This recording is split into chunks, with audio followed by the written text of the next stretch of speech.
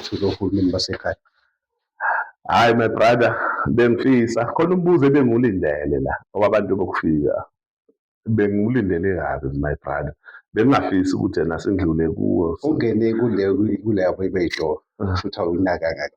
Oh, awusho ukuthi wena uyibeke ngokuthi abe yitoro ngase ngichaza. No, ngiyafisa ukuthi awungibuze my brother, ngiyacela ukuthi ungibuze le abantu bokufika ukuze ngizokwazi ukuchazela abantu basedumbe ngayo nesitendi sethu si-EFF ngayo. Yeah, sichazele.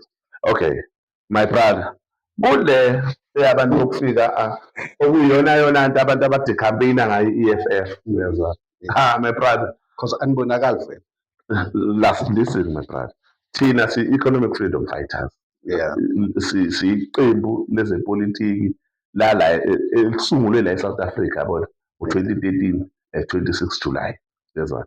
Uma kusungulwa leli qembu mfowethu, lize kahle iqembu lethu, leza kahle iqembu lethu until uMalema abeke i-statement esithi na ugovernment osiphethe we-ANC uhluleke wanqama, uyezwani, ukuvikela abantu ukuthi bangene baphume eSouth Africa. Uyayizwa le nto leyo? Wayibeka nje public uMalema uhluleke wanqama. Uyabona awukwazi ukuthi ekhaya uqinise ezokuphepha egeyithini uyeke ini ucingo, uyabona ucingo uyekile but wena uqinise ezokuphepha kuphi esangweni. That's a borders. Leli sango yini ibhoda engelela kuphi ekhaya eSouth Africa. Wathi uMalema it's a nonsense. Uma ugovernment ehluleka ayibhidlizwe le nto le yamabhoda. Uyayibona le nto le. Labantu laba abaneqembu khona amaqembu laba abangakhulu ukucabanga kahle. Bathi ngiyabuzwa uMalema uthi akubhidlizwe amabhoda abantu bokufika beyingenele beyiphumele. Uyayizwa le nto le. Kukhuluma umuntu weqembu elithize nimvotela kanjani lo muntu nje okudala efisa ukubona iceshaza le-EFF lokho engaluthuli. Uyezwa abayibamba lapho bayigqugquzela lento bayifaka kubantu until abantu baze bacabanga ukuthi na abantu i-EFF shuthi ivumela ini abantu bokufika.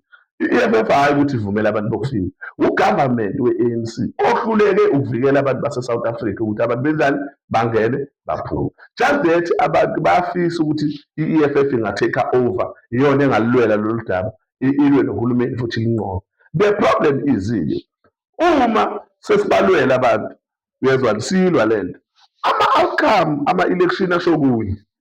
Siyakulwela thina but you keep on voting labantu laba okuyibona bahluleka kwenze njani ukuvikela iSouth Africa ukuthi abantu bangene baphume.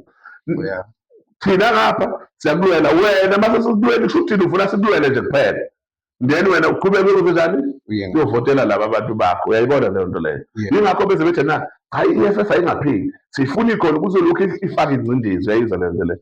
Thina siyi-political party my brother and i-vision yethu iyi-one is to unite umuntu omnyama. Abantu base-Afrika akukho mfethu lapho abathandwa khona.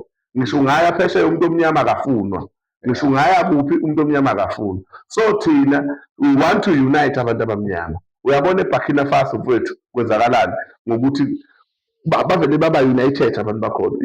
uTraore umengameli wakhona wathatha yonke into wayi-owna. So nathi masingabantu abamnyama masinga-owni imayini, si-owna amabhenki la eSouth Africa, uyezwani, si-owna umhlaba, uyezwani, akekho umuntu oyosola imisebenzi. Imayini zi-owna ngabelungu. Uma ufuna ilayisensi yemayini kumele uye kuphi eLondon, uyezwani. Uma ufuna isitifiketi samabhenki kumele uye kuphi eLondon, uyezwani. La eSouth Africa uma kumele uthole isitifiketi kumele uthole isitifiketi sethaveni because iyona nto kumele oyitholayo lelo kalula. Thina okwethu kumele senze njani silibale ukuphuza utshwala sikhohlwe yini umnotho. Kanti thina ivision yethu njenge-EFF is to win the economic freedom in our lifetime. Basinikeze i-democracy, but democracy is nothing without economic freedom.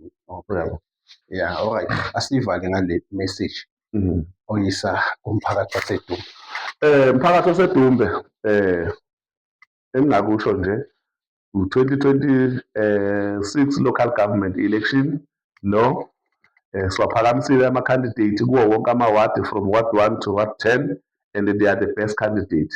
They are going to contest for the win. Khona ama-ward esizowawina thina la eDumbe siyi-EFF and they will surprise those abasicindezelayo. So abantu even ama-fighters kuwo wonke amawadi edumbe ngithi awabe discipline, aqhubeke nje ayibambe ngale ndlela yabo, angabaphenduli labantu ababagconayo, baqhubeke bagqoke iy'kipa ze-EFF because bayabagcona even begqoke isikibha se-EFF bayabagcona, begcine behluleka ngisho ukuy'phendulela abantu be-EFF, yabona, begcine sebethula abasazi. Kunzima. Siyacela ukuthi abantu beyeke ukubhulisha amalungu e-EFF. Umuntu nomuntu unelungelo lokukhetha iqembu alithandayo, but bullying is not right. You can't bully me ngenhloso yokuthi ufuna ngijoyine iqembu lakho, uyezwani? No, awukwazi ukungibhulisha. Instead ngikhankase ukuthi unalo ilungelo lokukhankasa abantu be-EFF, but don't bully them. Don't bully them. Unalo ilungelo lokubakhankasa, unalo ilungelo lokuthi bakulandele. Don't bully. Mina imember nemember ye-EFF, uma uyimember ye-EFF, uma ukuthi kumele ufe la ngife la, ufa la ngife la, ngeke imember ye-EFF sivume ukuthi ena ibhulishwe. 2, ngoba sibheke nje kumhla ka-4 kuNovemba, we are going to